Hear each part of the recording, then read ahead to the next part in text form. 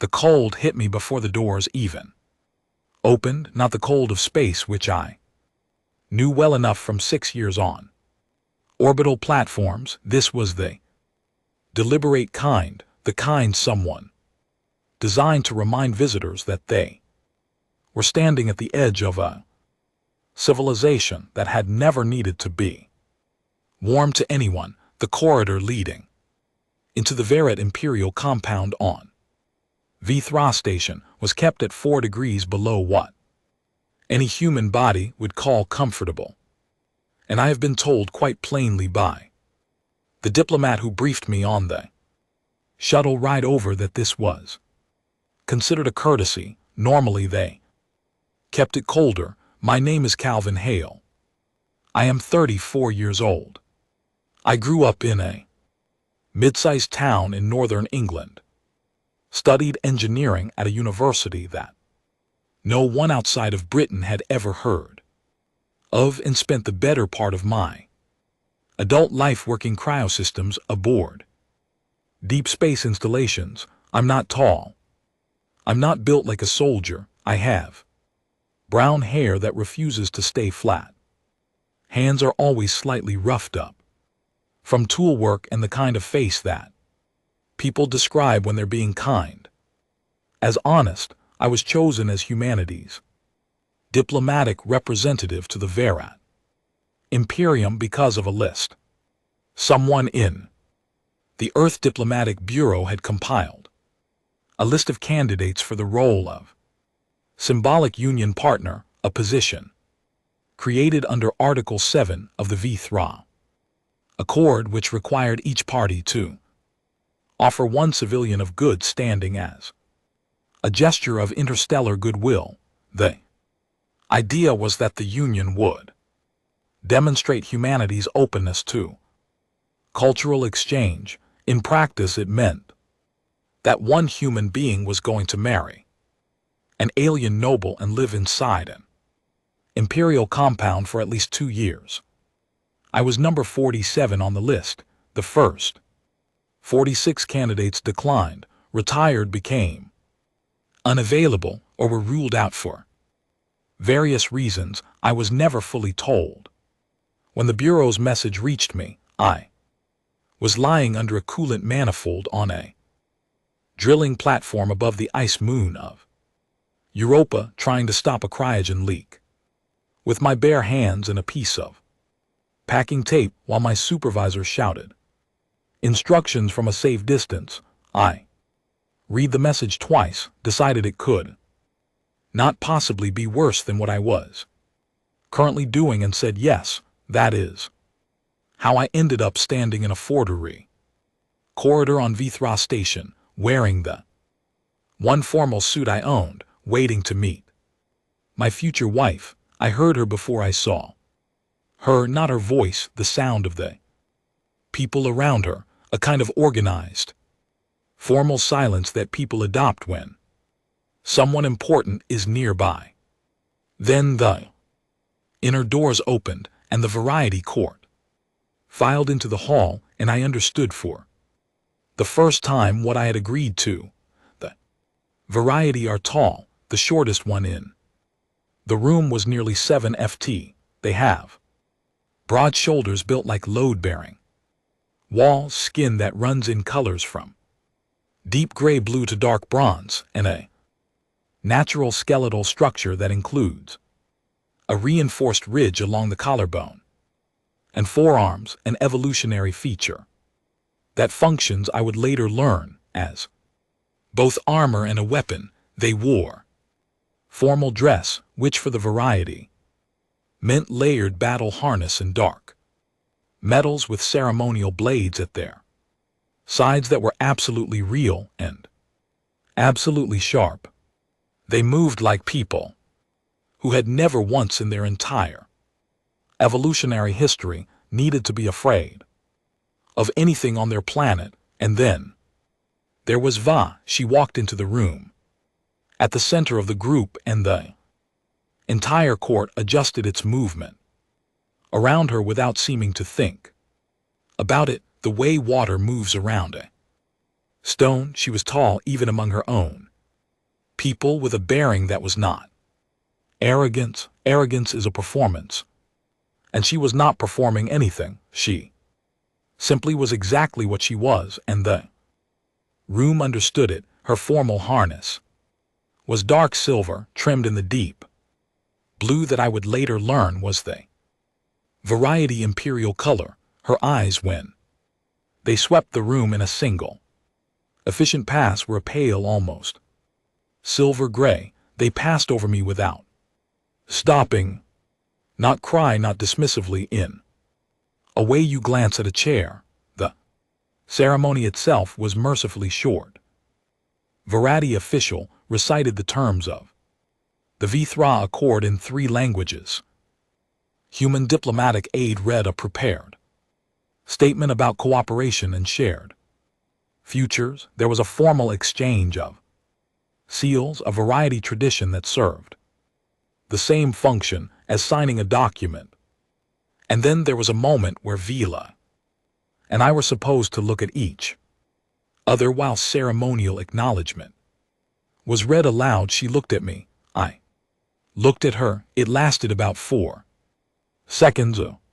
She nodded once with precise formality and returned her attention to her senior advisor, a broad-shouldered variety male named Oren, whose expression in every moment I observed him that day managed to communicate that he considered the entire proceedings a minor inconvenience in an otherwise productive afternoon. I stood where I was and thought about the room.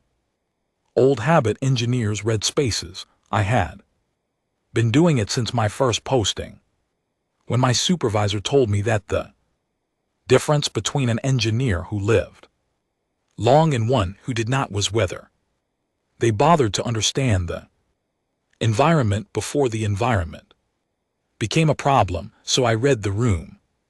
I cataloged the corridor dimensions, the ceiling height, the ventilation grid patterns, the pipe routing that ran along the upper walls behind the decorative paneling. I noted the temperature and estimated the source. I saw along the eastern wall a series of access panels spaced at regular intervals, the kind used for thermal regulation systems in large compound structures. I noted all of it and filed it away the way I always did, because information is free and ignorance is expensive. The reception that followed the ceremony was held in a larger hall with high ceilings and lighting calibrated, I suspected, to suit variety vision rather than human eyes, slightly dim by my preference, rich in the blue green spectrum. Food was offered that I could technically eat, though most of it had the temperature and texture of something designed for a species that enjoyed things very cold and very dense. I ate what I could, declined what I could not, and stood near the edge of the room with a drink in my hand. Variety General approached me about 20 minutes in. He was enormous even by their standards, with a jaw like a fortification and a record of military service that I would later discover spanned 40 years and 3 campaigns.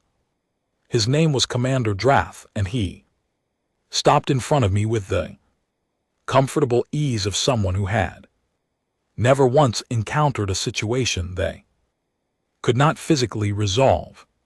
He said something in variety that made the 3 nobles beside him break in a low, rumbling laughter. The nearest translator unit rendered it, "Humans send us their scholars and their soft ones." I smiled. I took a sip of my drink. The laughter continued for a moment, and then someone else said something and they moved on, because I was not to them interesting enough to hold attention for long. I stayed where I was and felt absolutely nothing except a mild, familiar sense of practical clarity. This was not new. I had spent 6 years being the youngest engineer on Every platform I worked in before that, years being the least impressive person.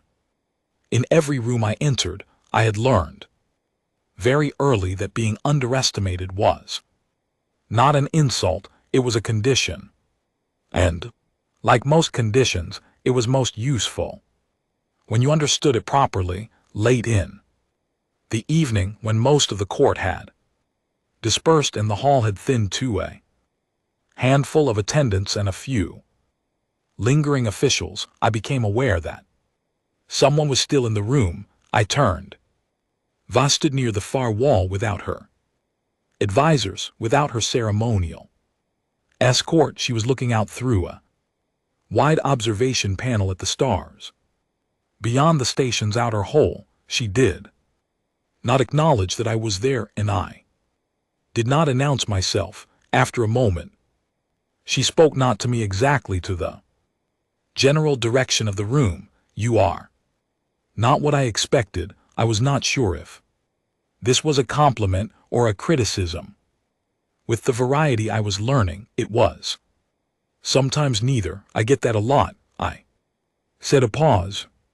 You were not offended tonight when they laughed? I consider the question seriously because she asked it seriously. No, why not? I thought about it for another moment because I have never needed anyone to believe in me first. It makes things simpler. She was quiet for a long time after that, long enough that I thought she might be done with the conversation. Then she turned and walked toward the corridor that led to the residential wing and paused at the door. She did not turn back, but she said quietly and nearly accent-free, standard, "Good night, Calvin." Hale, she had used my name correctly. First name and last, the human way, not the formal variety title structure. I finished my drink in the empty hall, watching the stars outside the observation panel. Around me, the temperature was 4 degrees below comfortable. The pipes behind the east wall were still running at a flow rate I had already calculated, and somewhere in this compound a beast I had not yet met was sleeping in its transport enclosure. I was not afraid. I was, if anything, curious. I had always found problems more interesting than threats. 3 weeks in my time at the compound, I had developed a routine. This was not something I planned. Routines just happen to me the way they happen to anyone who spends a lot of time in enclosed spaces with fixed schedules. I woke early before the compound's artificial dawn cycle brightened the corridor lighting. I made coffee using the small unit I had brought in my personal kit because the variety did not drink coffee, and the diplomatic aide who had briefed me had warned that their morning preparations involved something dense and fermented that smelled like a storage locker and tasted reportedly like regret. I drank my coffee at the small desk in my quarters, read whatever technical documentation I could access through the compound's shared network, and then reported to whatever my assigned function was for the day. My assigned function, as the weeks passed, turned out to be largely decorative. This was not said in those words.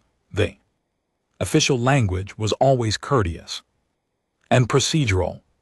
I was given a title, Diplomatic Companion of the Third Compact, which sounded significant and meant almost nothing in practice. My presence was required at formal meals, at reception events when dignitaries visited, and at a handful of ceremonial occasions where the physical presence of a human partner to a variety imperial served as a living symbol of the treaty's good intentions. I stood in the right places, nodded at the right times, and was otherwise left to my own devices. The court, for its part, had settled into a stable and confident opinion of me. I was harmless, possibly. Simple, definitely soft, and adequately. Maintained symbol, present when needed. Forgettable when not. Commander Giraffe. When he encountered me in corridors. Looked through me with the automatic. Disregard of a man passing a decorative fixture he had stopped registering as worthy of notice. The senior advisors spoke around me in variety, comfortable, in the certainty that I did not understand them. That certainty was incorrect, but I let it stand. I had been studying variety for 18 months. Before the treaty was signed, I was not fluent, but I understood more than anyone in that compound knew, and I had decided early on that revealing this would close a door I preferred to leave open. Viola herself remained formally distant. We saw each other at meals and at official functions. She was polite, precise. She asked me once early in the second week whether my quarters were satisfactory, and I told her they were. She asked if I needed any additional equipment or materials. I said I had everything I needed. She nodded and returned her attention to her advisors.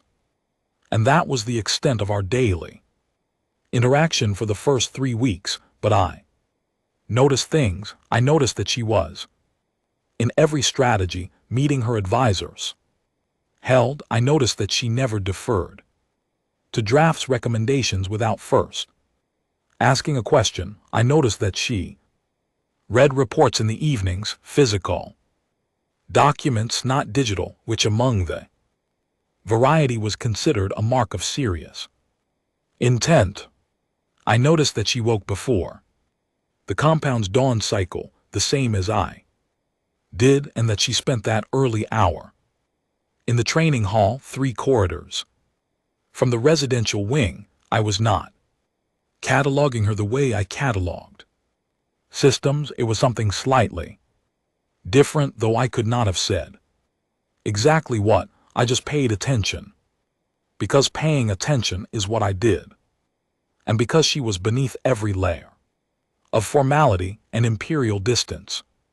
Genuinely interesting. The announcement of the proving hunt came on the 22nd day. A variety court attendant delivered the formal notice to my quarters just after morning coffee. The document was dense with ceremonial language, but the plain meaning was simple. In 6 days, the imperial court would hold a proving hunt to all noble members of the compound community, including those who had joined the court through diplomatic compact, were invited to participate.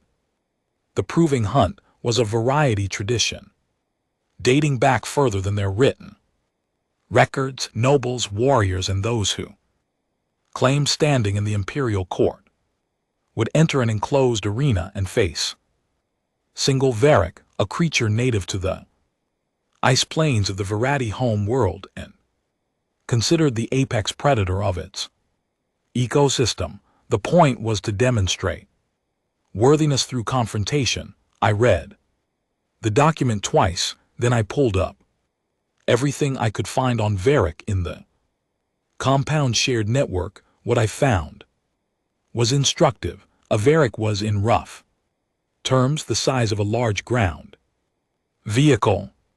Its body was broad and low to the ground, supported on 6 limbs, arranged in 2 overlapping pairs, plus a lead pair near the jaw structure, which gave it a rolling forward driving motion that covered ground with terrifying efficiency. Its hide was layered, exterior scales over a dense underlayer built over millennia of hunting in environments where other predators tried to hurt it. Standard variety plasma lances at full power could stun one at close range on a thickly armored section of the body.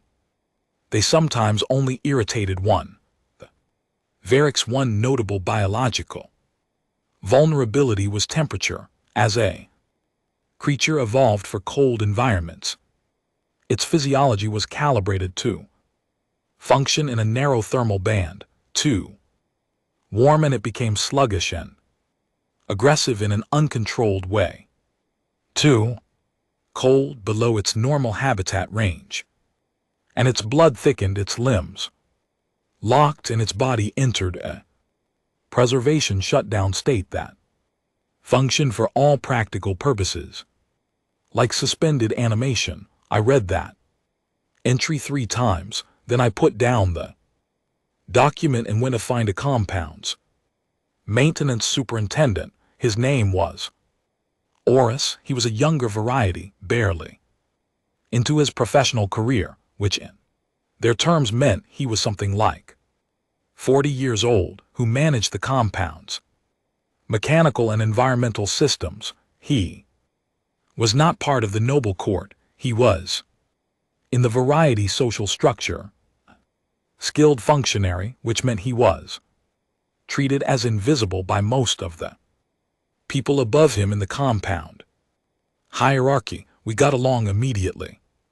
I told him I was interested in understanding how the compound's thermal regulation worked. He gave me a look that I recognized, the look a specialist gives you when someone outside their field shows genuine curiosity rather than polite nodding. Within an hour I had a detailed walkthrough of the compound's cryo-feed network, the thermal regulation junctions, the pressure ratings on the primary lines, and the flow capacity of the reservoir system. The numbers I was looking at were significant. The compound was a large structure, and it maintained its cold internal temperature through network of cryo-feed lines that ran behind the walls and under the floor of every major space, including the arena where the proving hunt would be held.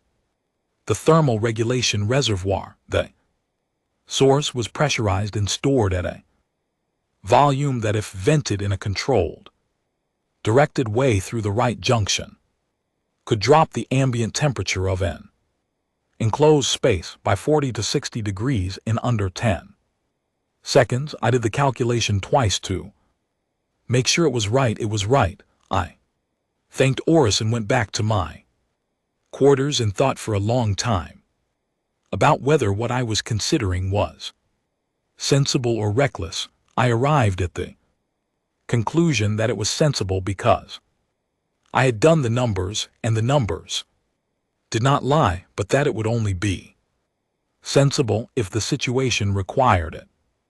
And if the situation did not require it, the knowledge would sit quietly in the back of my mind like every other piece of catalog information, and no one would ever know I had it. On the 5th day before the hunt, I went to the compound maintenance bay and requisitioned a portable thermal field kit. The kit was standard equipment for anyone working on live cryosystems, a compact unit that contains sensor wands for reading ambient temperature and pressure, small manual valve controller, and a set of interface adapters compatible with most standard cryo-feed junctions. I signed for it under my diplomatic access code listed on the requisition as personal equipment maintenance and carried it back to my quarters without anyone asking me a single question about it. The morning of the proving hunt, I dressed in standard clothes, not formal wear, not armor, and picked up the thermal field kit and walked to the staging area where the participants were assembling. The other participants were already there. There were 11 of them. Every one of them was variety. Every one of them was in full combat harness, structured armor over the natural bone, reinforcement of their frames with plasma lances racked at their sides, and secondary blades worn across their backs. Commander Drath was there, standing at the head of the group, and when I walked in with my kit bag, the silence that fell was the kind that comes right before laughter, Drath let it land before he spoke. His variety was formal, and the translation unit of my collar rendered it clearly. The human has brought tools, low laughter from the assembled nobles. Then Villa was there. I had not seen her enter, but she was standing at the side of the staging area, in her own formal harness, and her eyes found a kit bag in my hand and then found my face. Something moved in her expression that was not quite concern and not quite irritation. She took a step forward. "Set that down," she said, in standard without the translator unit, and quietly enough that it was meant for me and not the room. "You will embarrass us both." Behind her, Drath heard enough of the tone, if not the words, and addressed the room again in variety. "Soft human wants to participate in the proving hunt." Another wave of laughter.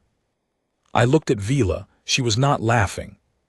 She was looking at me with an expression I could not fully read, but that carried into something I'd seen before, a kind of reluctant, genuine worry that she had not entirely decided to feel and was not entirely comfortable with. I said with respect, "Your Highness, I have been underestimated my entire career. I have always found it useful." She stared at me for a long moment, then she stepped back, because she was not the kind of person who would physically stop someone from making their own choice, even a choice she disagreed with. That was something I had already worked out about her. I walked to the staging line and stood with my kit bag at my feet and waited. Drath addressed me directly. His standard was deliberate, chosen so the room could follow. "What is your weapon, human?" I looked at the kit bag. Context. I said. He did not find this funny. Court found it puzzling, which kept the laughter to a minimum. The arena gates were at the far end of the staging corridor, large, reinforced, sealed with the weight of something that needed to be kept very carefully. On the other side, I had studied the arena's schematic the night before. I knew its dimensions, its floor material, its ceiling height, and the location of every thermal regulation access panel along its perimeter walls. I had identified specifically one junction on the eastern wall that connected to the main cryo feed artery serving the arena space. According to the specs Auras had shown me, that junction's valve was accessible through a standard panel with a manual release. The interface adapter in my kit bag was compatible. The valve controller in my kit bag could open that junction to its full flow capacity in about 8 seconds. The math was done. The equipment was ready. The calculation was sitting cleanly in the back of my mind.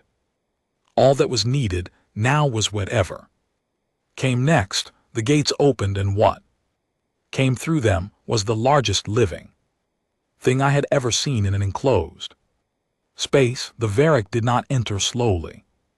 It did not pause at the threshold to assess its environment the way something cautious does. It came through the gate at full speed, and the sound of it, a deep, resonant percussion that I felt in my sternum before I heard it with my ears, hit the room like something physical. It was broader than I had expected from the documentation.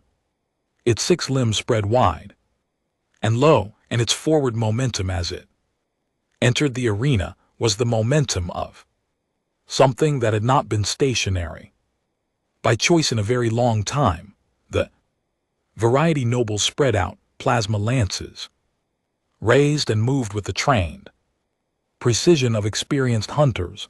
I picked up my kit bag, stepped to the left along the arena wall, and began reading ambient temperature with my sensor wand. The crowd above us because the arena had elevated viewing stands, and most of the compound's court was up. There went completely silent, not because of the Varric, because of me. The Varric moved like something that had evolved with no natural opposition. That was the first thing I registered when I truly looked at it from inside the arena, not through a schematic or species database entry, but with my own eyes from about 40 m of open floor. Between us, documentation gives you dimensions and biological facts. Actually being in the room with a thing gives you something. Documentation cannot. The quality of its attention, the way it scanned the space, the way it identified the largest moving things first and moved its forward mass toward them with the absolute certainty of a creature that had never once in its life encountered something it could not handle. The Variety nobles were already working in their train formation, draft. At the forward point, the other 10 spread in a flanking arc behind him. Their plasma lances were set to the stun charge cycle, a high-frequency pulse designed to disrupt the nervous system of large fauna. I had read that morning that a full stun charge from a military lance could drop a Varric within 3 to 5 direct hits on unarmored sections. The trouble was that the Varric was not standing still and cooperating. It drove forward at the lead edge of the formation and Drath took the charge the way a soldier takes a charge. He did not move back. He planted and fired, and the lance discharge caught the Varric across its left forward shoulder with a sound like thunder compressing. The Varric shook. Its head dropped, and then it adjusted its trajectory by approximately 15 degrees and went around Draft with a sideways lunge. That sent 2 of the flanking nobles off their feet and into the arena wall hard enough to dent the reinforced panel. They were not seriously injured. The Varrat were built for this. They shook. It often came back up, but it had taken 3 seconds, and in those 3 seconds the Varric had covered half the length of the arena and was now oriented toward the far end where the viewing stands began, where the Imperial Court was watching, where Vila was standing. I started moving, not toward the Varric, toward the eastern wall. Behind me I heard the Lanks fire again. I heard the impact. I heard the Varric's answering call, not a roar in the way a mammal roars, but a pressure blast of sound from the resonance chambers along its jaw, designed by evolution to stun prey. At close range, 3 of the nobles staggered, 2 maintained their positions and kept firing. I was not watching any of it. I was watching the wall. The access panel on the eastern side of the arena was exactly where the schematic said it would be, a standard gray paneled section about shoulder height on a Variety, which put it at about chest height on me. It was secured with a magnetic latch designed for maintenance access, not security. I had the manual override tool from my kit on it. In under 4 seconds, the panel came off. Behind it, the junction box, 3 main valves, each clearly labeled in the Variety E-maintenance coding system that Oris had walked me through. The one I needed was the center valve, the main cryofeed artery for the arena's thermal regulation zone. A guard materialized on my left, a compound security officer who had presumably been stationed at the arena perimeter and had decided that the human crouching of the maintenance panel during an active Varric crisis was a situation worth questioning. He grabbed my arm. Civilian stepped back from the system. I turned and looked at him. He was young, not small, No, variety was small but young enough that his grip had more reflexive alarm in it than actual intent. I said in variety, clearly and without rushing, I'm going to vent the cryo-feed artery. You can let go of my arm and step back where you can hold on and be standing very close to an open cryo line in approximately 12 seconds. He let go of my arm. I turned back to the junction box. Behind me, I heard the sound of the Varric impact something structural, not the wall, not a noble, but one of the support columns near the far end of the arena. The crack of it echoed. Someone in the viewing stands above made a sound, then another sound and another. And suddenly the noise of the crowd was no longer the ordered murmur of an audience watching a controlled event. It was something sharper and less composed. I did not look. I kept my hands on a valve. The thing about working on live cryosystems is that everything happens very fast once you commit. You do not have the option of halfway. When you open a pressurized cryogen line at full flow capacity, the system does what physics tells it to do, and physics does not negotiate. You calculate, you confirm, you commit. That is the order. It does not go the other way. I had calculated the night before. I had confirmed it this morning with a sensor reading from the arena floor. Temperature a few degrees warmer than the surrounding corridors, which told me the Varric's body heat plus the heat of 11 active plus the residual warmth of a crowd in the stands above had raised the ambient temperature slightly above baseline. The cryo feed at full flow would interact with that differential and spread along the floor, moving in the direction of greatest warmth concentration, which was the far end of the arena where the Varric was. I confirmed one more time with the sensor wand. The temperature reading was exactly what I needed. I opened the valve not partway full flow because the calculation said full flow, and I trusted the calculation. The sound was not dramatic. That surprised people. Later, when they described it, they expected something loud, something cinematic. What a cryoline at full open pressure actually sounds like is a rushing, low-pitched exhale, the sound of a large quantity of gas and frozen particulate matter moving very fast through a passage that was not built for that flow rate. A technical sound and industrial sound. The effect was not subtle at all. The floor of the arena, starting from the eastern wall and moving outward in a fast expanding radius, went white, not white like paint, white like the surface of something that has hit a temperature where the physics of the world change. Frost formed on the floor in a visible wave, spreading outward from the junction in the way. Wave spreads from a point of contact with water. The air above it thickened. Instantly, visibility at ground level dropped to almost nothing in the path of the spread. The Varati nobles were trained warriors, and they responded to it correctly. They moved back, recognizing a system event, getting clear of the spreading zone. The Varric did not have the same advantage of context. It was mid-stride when the cryo wave reached it. Its forward limbs hit the frosted floor, and the temperature differential registered in its biology in a way that cold registers in warm-blooded creatures built for a specific thermal band.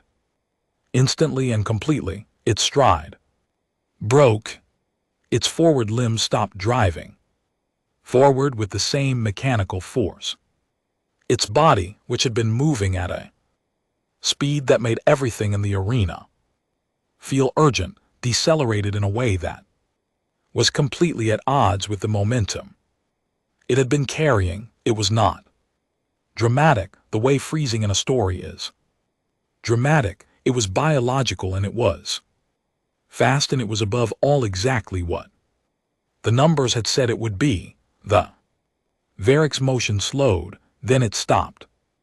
Mid-stride, forward mass still inclined.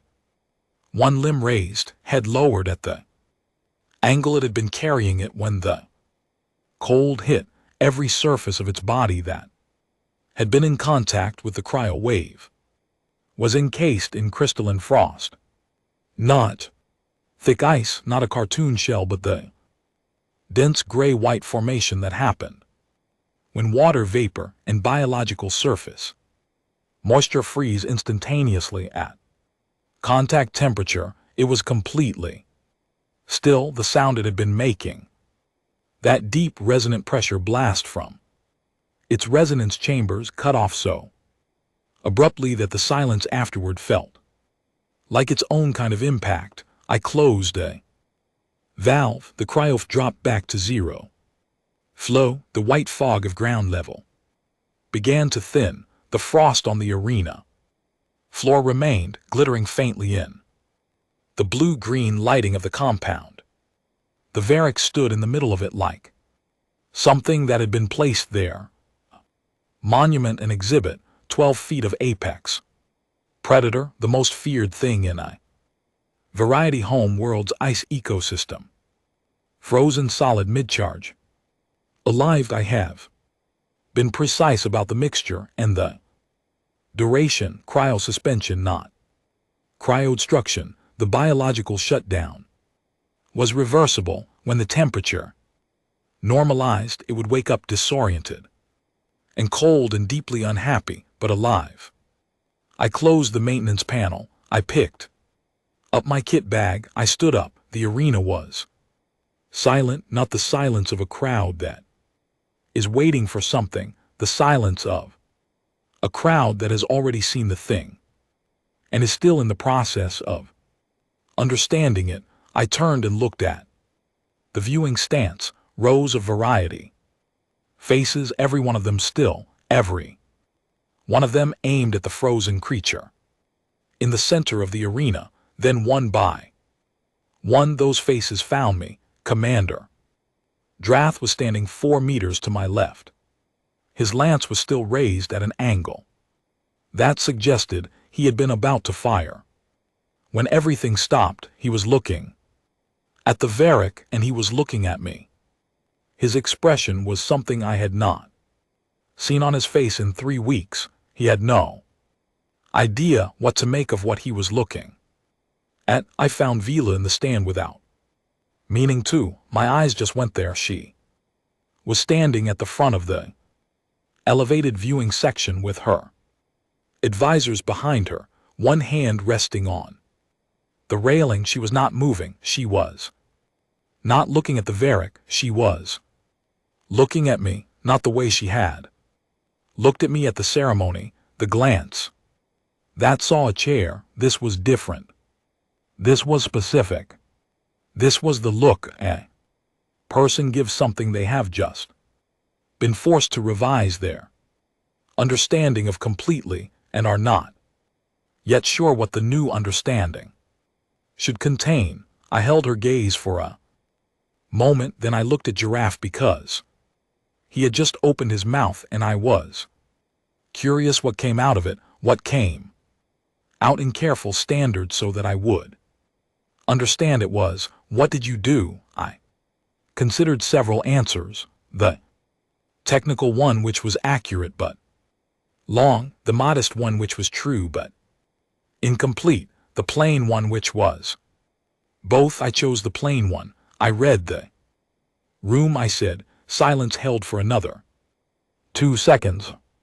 Then one of the younger Varati nobles somewhere to my right said something in Varrat that the translator rendered as he did the math on a Varric, and that apparently was the thing that broke the spell, because the standing in the arena suddenly became less still and more directed, and Drath turned to look at the frozen creature again, and somewhere in the viewing stand Someone began speaking in a low, rapid variety that carried the unmistakable register of disbelief being worked throughout out loud. I stood with my kit bag and waited. I was very cold. I had, in opening that junction at full flow, made the arena significantly colder than the already cool compound baseline. My hands were fine. I had worked in worse, but my breath was visible in the air, and the formal shoes I had worn were not designed for standing on frosted stone. I did not move. I just waited because the moment was still moving, and I had learned a long time ago not to interrupt a moment that was still moving. Up in the stands, I heard Viola say something quietly to the advisor beside her. Her voice was too low for the translator to catch. The advisor turned and said something back, equally quiet. Then Viola turned and walked away from the railing toward the corridor that led down to the arena floor. She was coming down. I stood where I was and breathed cold air and thought about the calculation I had run the night before and how it had come out exactly right, and felt the specific satisfaction that only comes when you have done the math properly, and the world confirms it. The doors at the base of the stands opened. Viola walked through them into the arena. She crossed the frost-covered floor without hesitating. Her boots left clean prints in the crystalline surface. She passed the frozen Varric without giving it more than a single sidelong look, not because it did not impress her, but because she had already decided it was no longer the most significant thing in the room. She stopped in front of me. She was taller than me. Most people in this compound were taller than me. She looked at me with those pale silver-gray eyes that had passed over me like furniture on the day we met, and for a moment neither of us said anything. Then she said, and standed quietly, "You speak Varati." It was not quite a question. "Yes," I said. "You told the guard to step back in Vari without the translator unit." I did.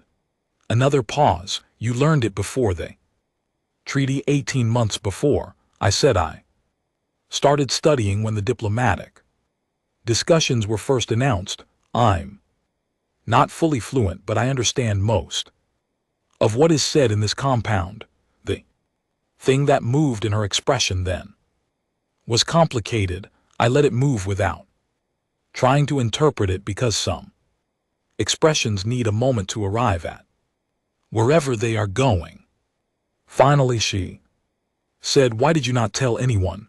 I thought about the honest answer. The honest answer was layered. It was partly practical, partly habitual, partly a kind of caution I had developed over years of being in environments where being underestimated was safer than being known. But there was a simpler version of all of that, and it was equally true. I said, "Because you did not ask." She looked at me for a long time after that. Behind her, Drath had followed her down to the arena floor and was now standing some distance away, the expression of a man who was reevaluating a very large number of things simultaneously around us. The frost was still glittering. The Varric was still frozen. The crowd in the stands above had not made a sound in over a minute. Viola said, still quietly, still looking at me, "What else do you know that you have not been asked about?" And I thought about the answer to that, because it was a real question and it deserved a real answer. "Quite a lot," I said. "As it turns out, they did not know what to do with me for about 6 hours. After the arena, this was not hostility.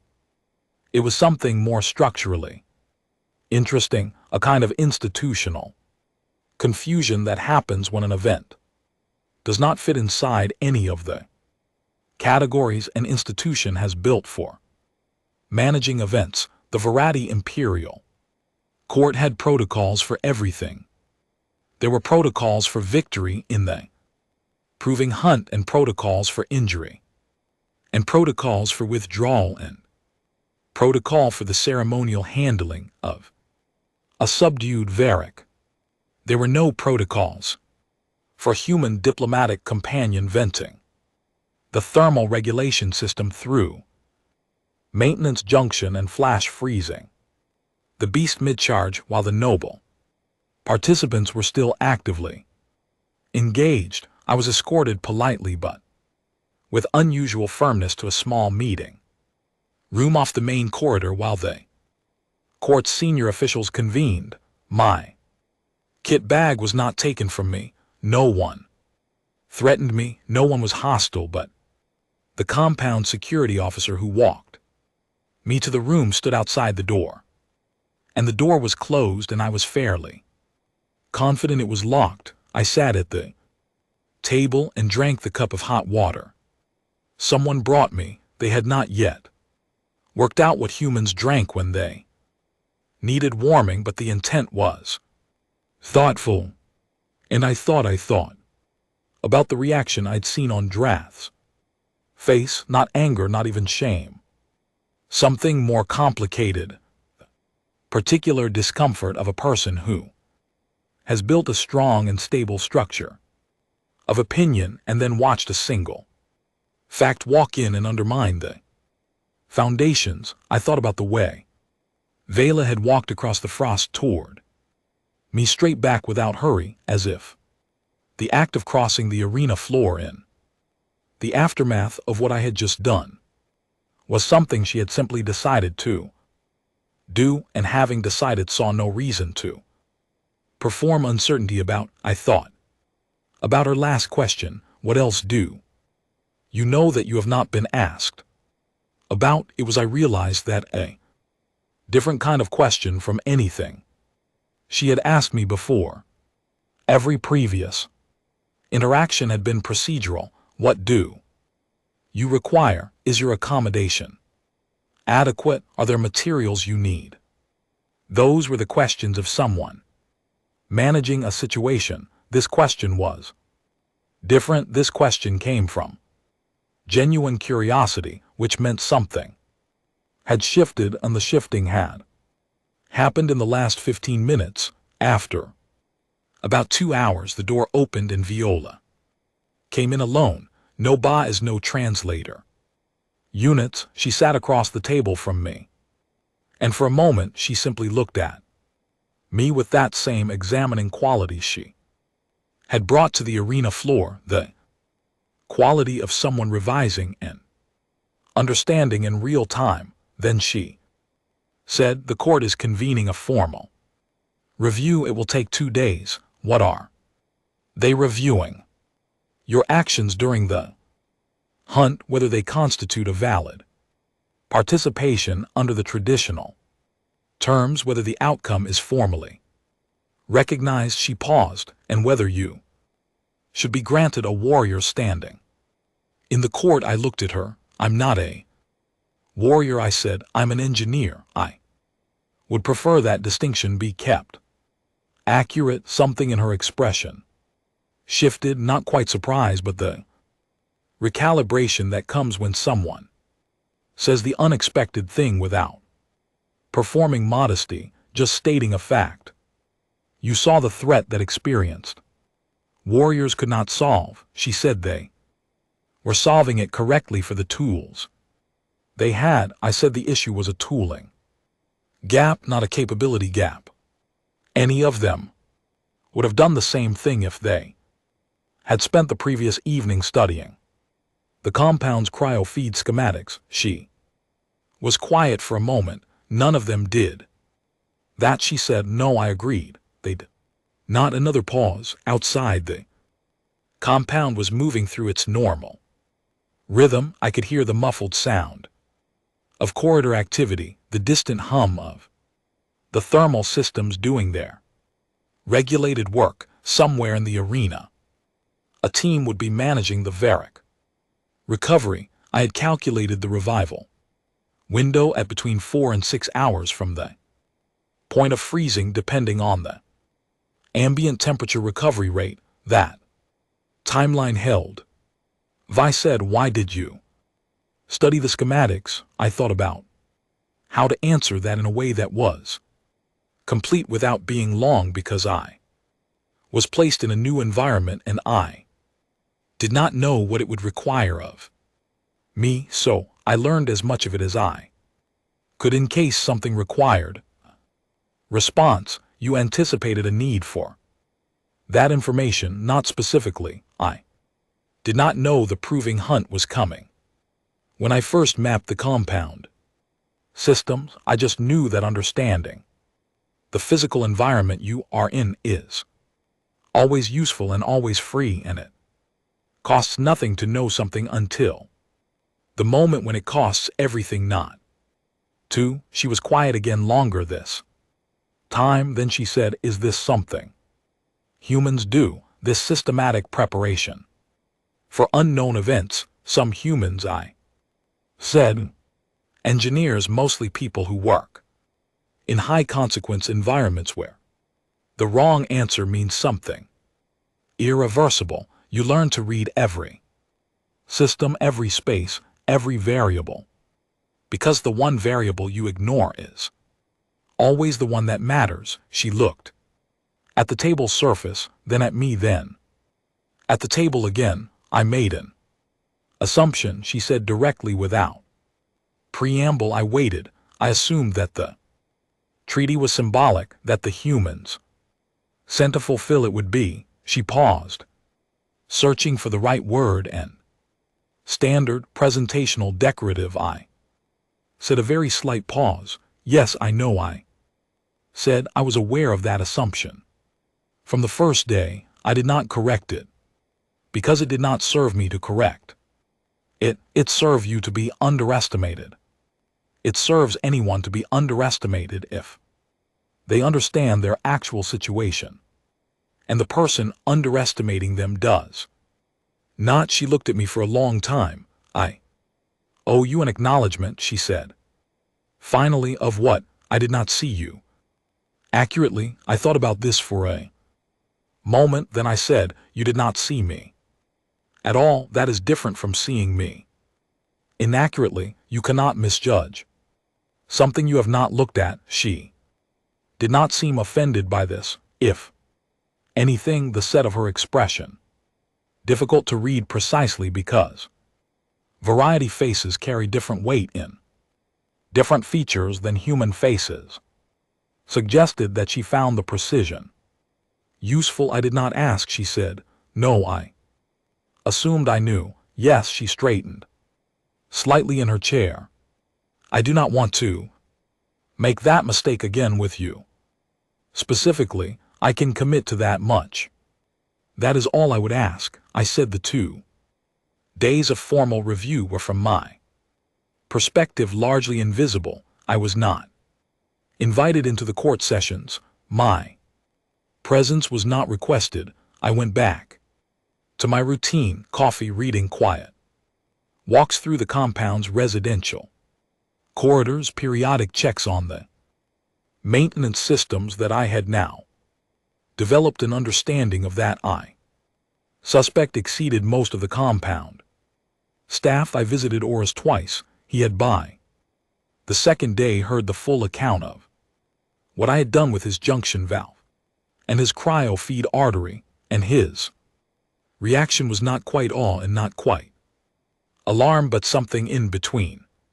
The reaction of a professional who has watched someone use their specialty in a way they would never have considered themselves. We talked for an hour about the pressure ratings and whether my flow calculation had created any secondary stress on the main artery. I had considered that in advance, and the answer was no. He seemed both reassured and faintly envious. On the morning of the second day, Commander Drath appeared at my quarters without notice. He was in formal harness, not battle harness, which in variety terms meant this was a Deliberate visit, not a casual one. He stood in my doorway, which was approximately the same size as the rest of the compound's doorways, which meant he was approximately 1 in from the frame.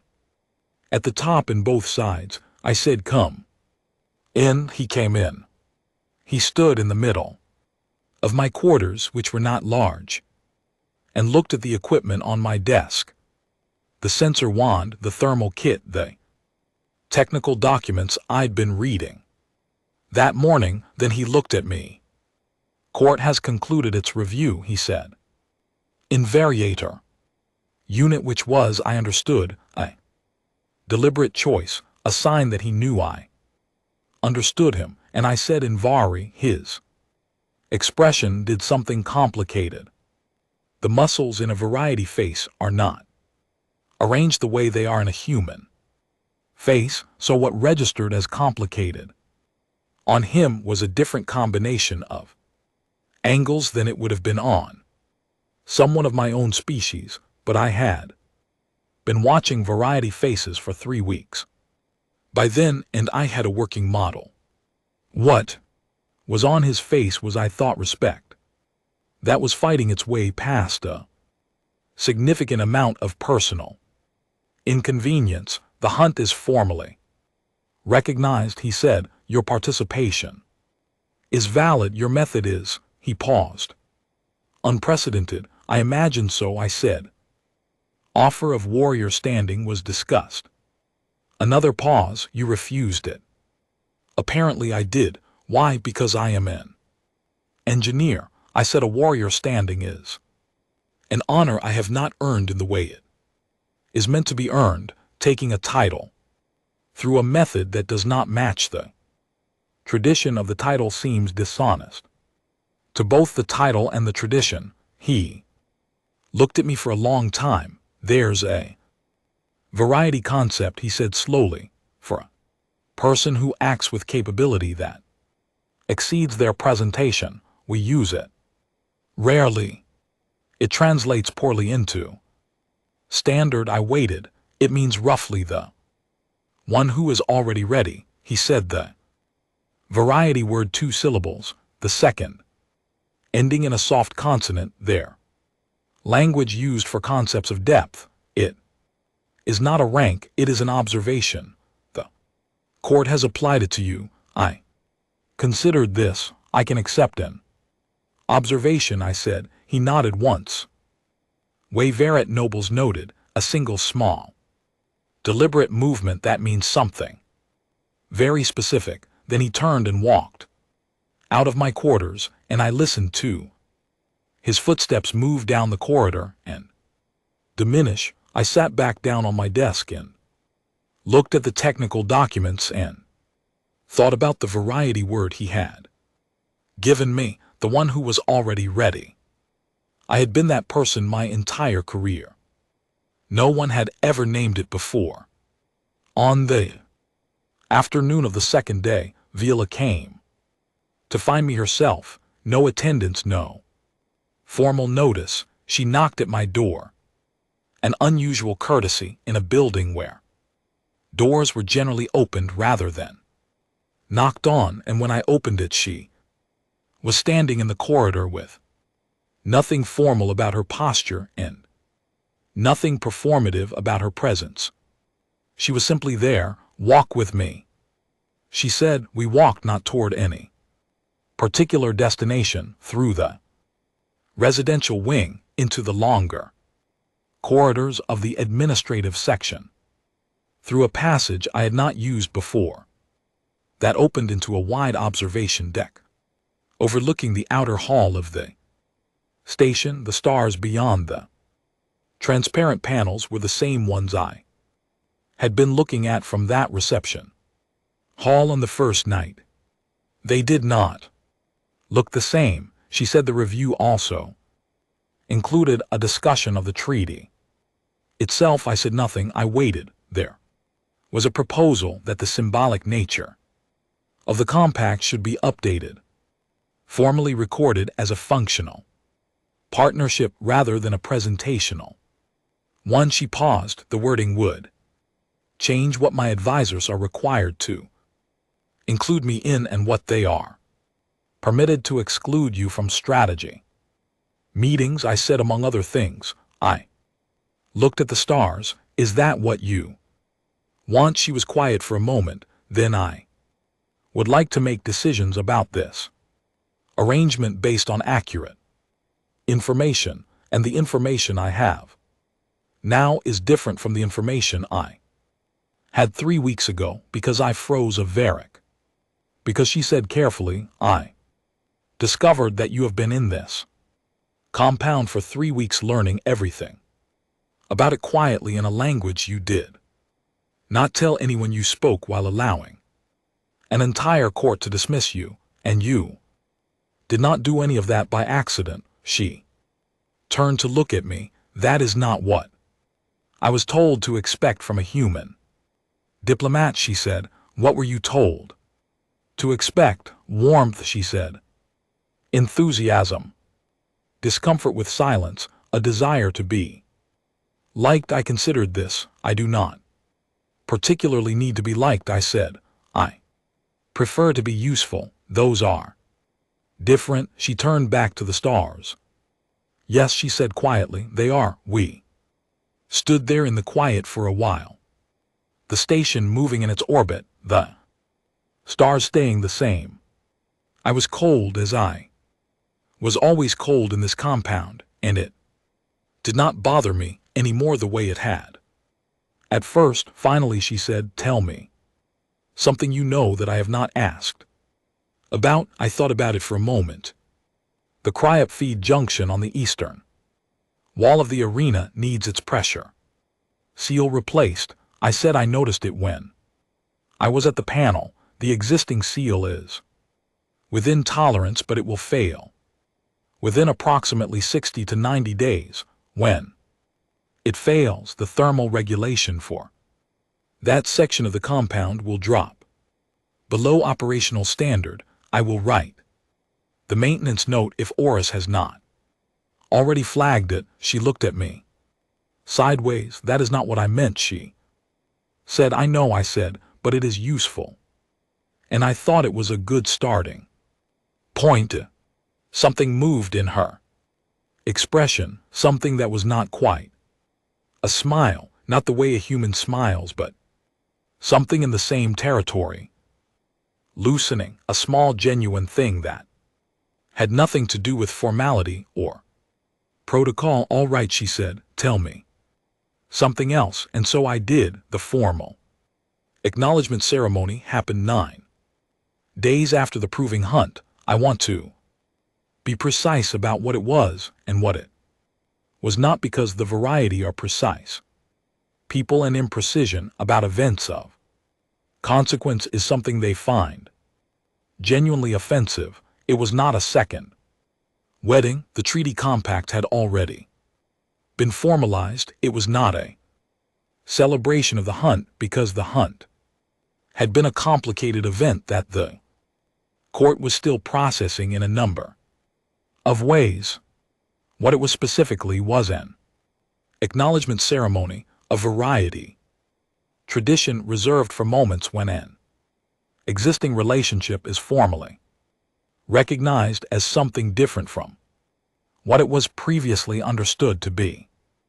In common terms, the court was officially updating its records. The records now reflected that the diplomatic compact between the variety Imperium and the human representative was a functional partnership, not symbolic, not presentational, functional, with all the access and responsibility that this designation carried under Vari, included in the preparation meetings for the ceremony, which was itself a change.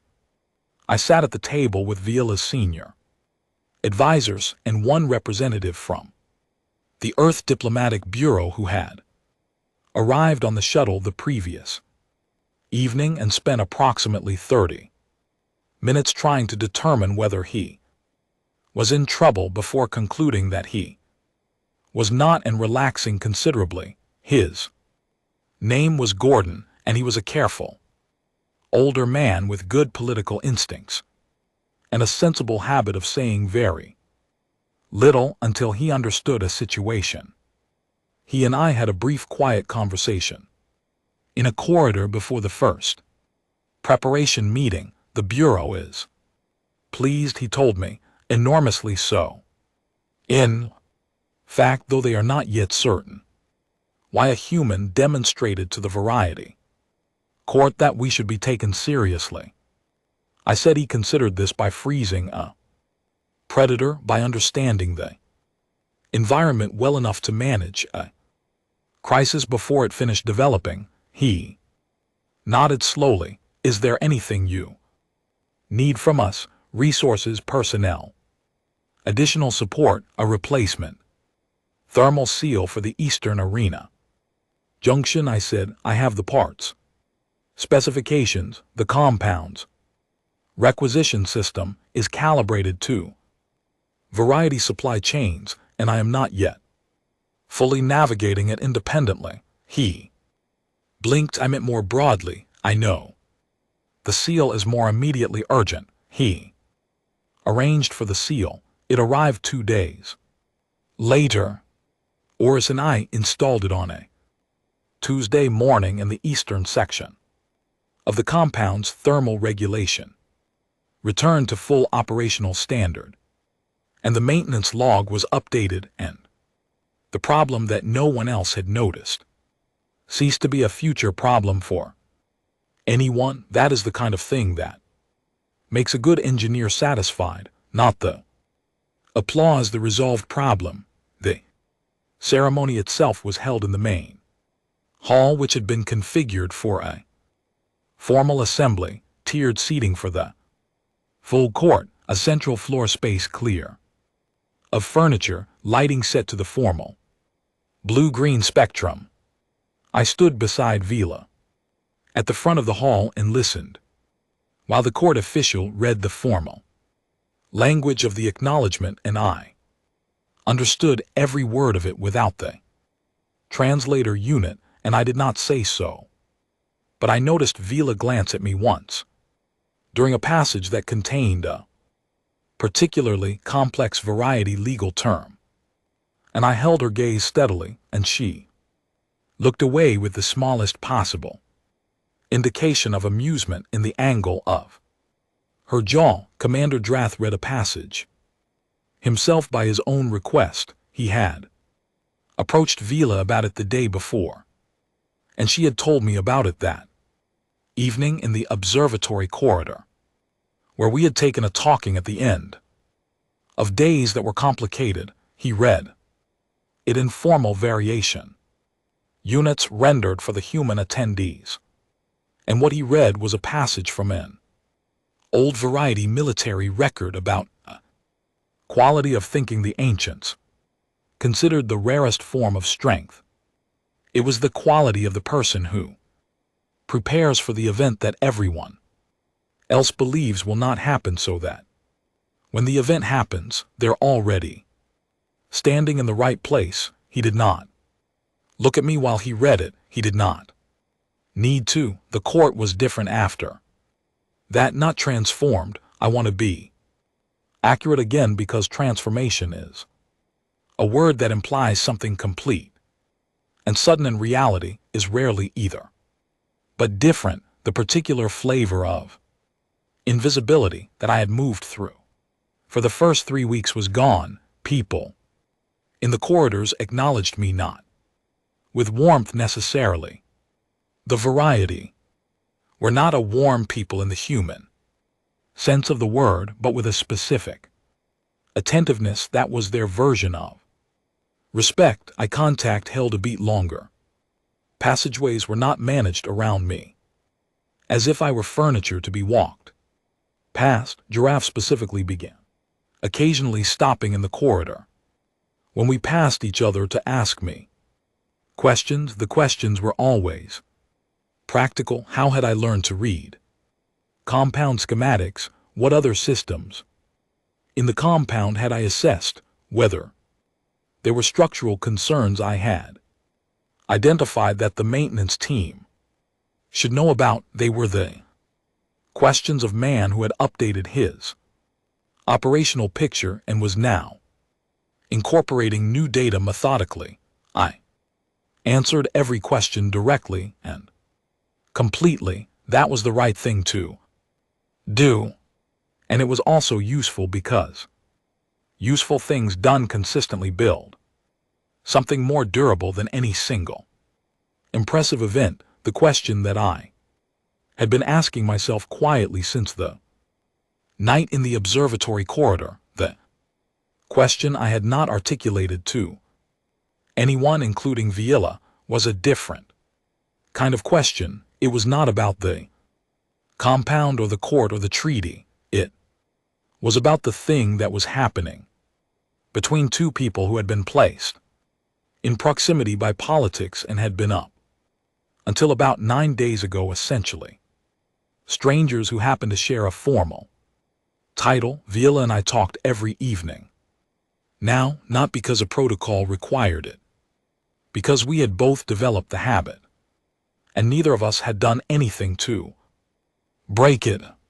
And breaking a habit requires a decision, and neither of us had made that decision. We talked about engineering because it turned out she was genuinely interested in how systems worked, not in the abstract way of someone being polite, but in the concrete, specific way of someone who had grown up in a military culture where understanding the physical mechanics of your environment was as fundamental as knowing how to fight in it. She asked me questions that were technically precise, and she understood the answers the first time, and sometimes she pushed back on my reasoning in ways that were interesting.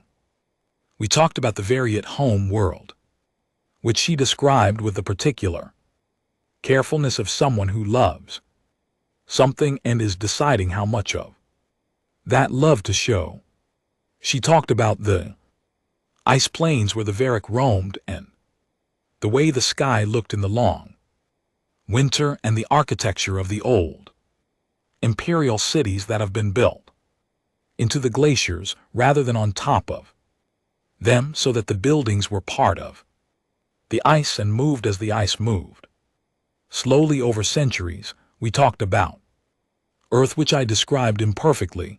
I am not a poet, and the green of England in spring is a difficult thing to convey in a compound where the primary color palette is gray, blue, and dark metal. But I tried, and she listened the way she did.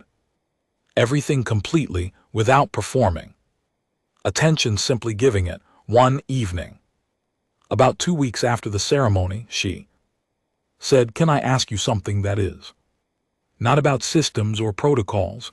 "Yes." I said, "Were you afraid in the arena?" I thought about this seriously. She deserved a serious answer. "No," I said.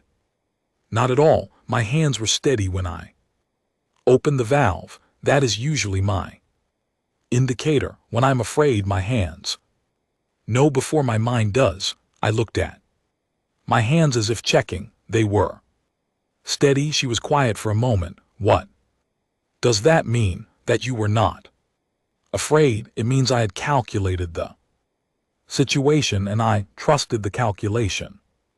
Fear for me comes from uncertainty, from not knowing what is going to happen and not having a way to find out. When I understand the situation well enough to act with confidence, the fear does not come." "You're always calculating," she said. It was not a criticism. "Yes," I said, "it is how I move through the world. I'm not sure I could stop if I tried."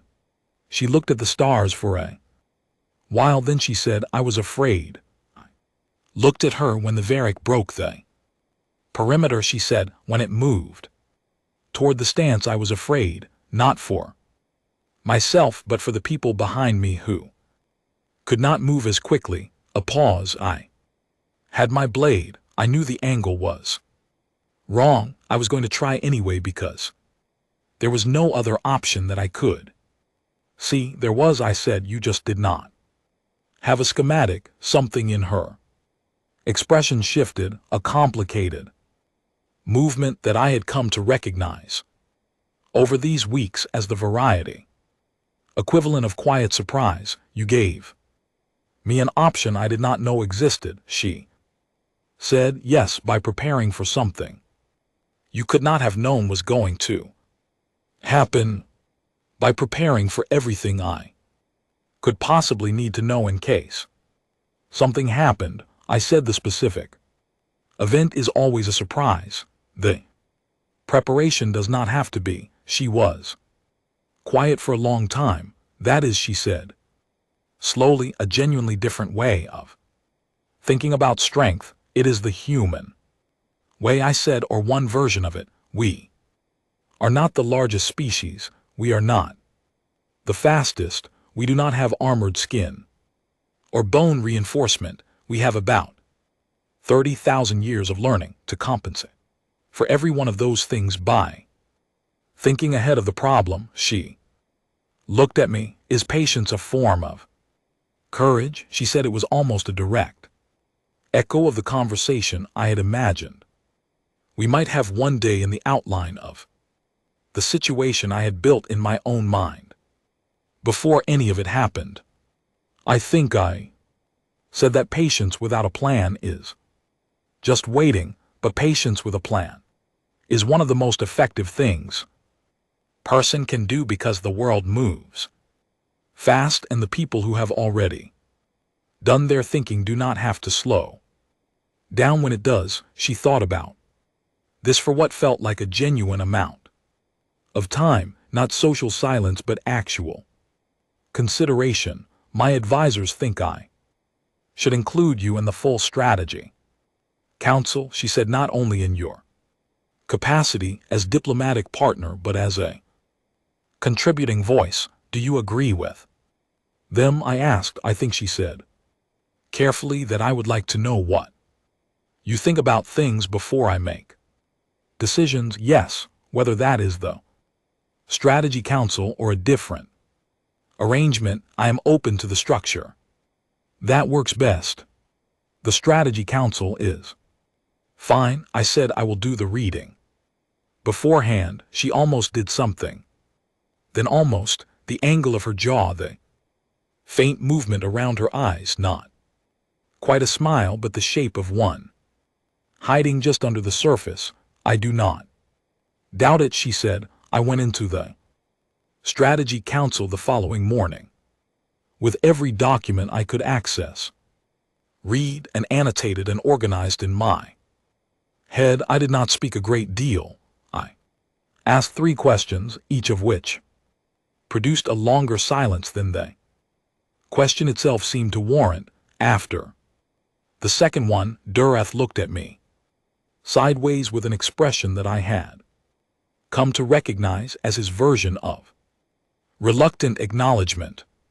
After the session, one of the younger advisors, junior member of the court named Cavan, who had the energy of someone not yet fully certain of their own standing and overcompensating, stopped me in the corridor. How did you know the supply line question would affect the northern deployment? She asked. In Verat, without the translator unit. In Verat, I said. The routing data was in the second document. The timing overlap was in the fourth. The conflict between them was not addressed anywhere. She stared at me. You read all 4 documents this morning? Last night, I said. She stared for another moment. Then she said, the manner of someone arriving at a conclusion they find both inconvenient and compelling. You are not what the court thought you were. No, I agreed. What are you? I thought about Drath's word, the one he had given me in my quarters, the concept with no clean standard translation. An engineer, I said, on a very long assignment. She seemed like she wanted to ask more, but the corridor was filling with people returning from a session, and the moment passed. The nights on Vithra station were not real nights. The station cycled its lighting, and the cycle was calibrated to the variety's biological rhythm, which ran on a 26-hour period. I had adjusted to it within the first 2 weeks. Engineers adjust to shift schedules quickly because we do not have the option of not adjusting, but there was a specific hour in the cycle about 3/4 of the way through the dim period when the corridor outside my quarters was completely quiet and the compound was as still as it ever got, and I would sometimes sit at my desk with a second cup of coffee and think about what I was doing here, not in a troubled way, in the way that a person in an unexpected situation takes stock, the way you review the numbers before you commit to an action honestly and completely. What I was doing here was building something. I did not know yet what it would be when it was finished, or whether it would be finished at all, or whether finished was even the right word for the kind of thing it was. But it was being built carefully and incrementally in the evenings on the observation deck and in the corridors and in the strategy sessions and in the small specific conversations that kept accumulating between two people who had started as strangers and were becoming something else on one of those quiet 3/4 dim cycle mornings about 2 months after the proving hunt. There was a knock on my door. I opened it. Viola was standing in the corridor in a plain working version of her harness, not ceremonial, not formal. She was holding 2 cups of something that was not, as far as I could tell, the fermented variety. Morning preparation. I asked the kitchen staff. She said, what the preparation was that produces the smell that comes from your quarters each morning. I looked at the cups. Coffee, I said. Coffee, she repeated. They had the dried grounds and the diplomatic provision store. They were not certain of the correct ratio of grounds to water. I made an estimate. She held one of the cups out to me. I took it. I looked at it. It was very strong. The estimate had aired generously on the side of the grounds, but it was identifiably coffee. And it was warm, and she had made it, and those facts together was something I did not have a clean technical term for. Is it correct? She asked. I drank it. It is strong, I said. Is that bad? No, I said. Is how I like it.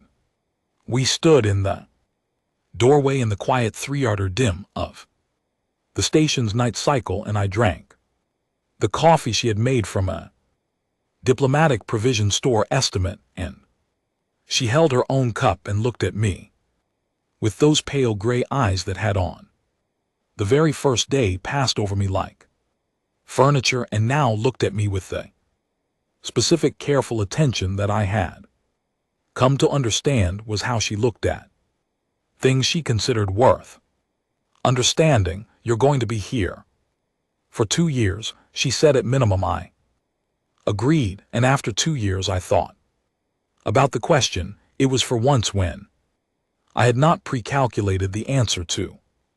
Not because I had not thought about it, but because some questions are not technical problems. Some questions have to be sat with for a while before they are ready to be answered.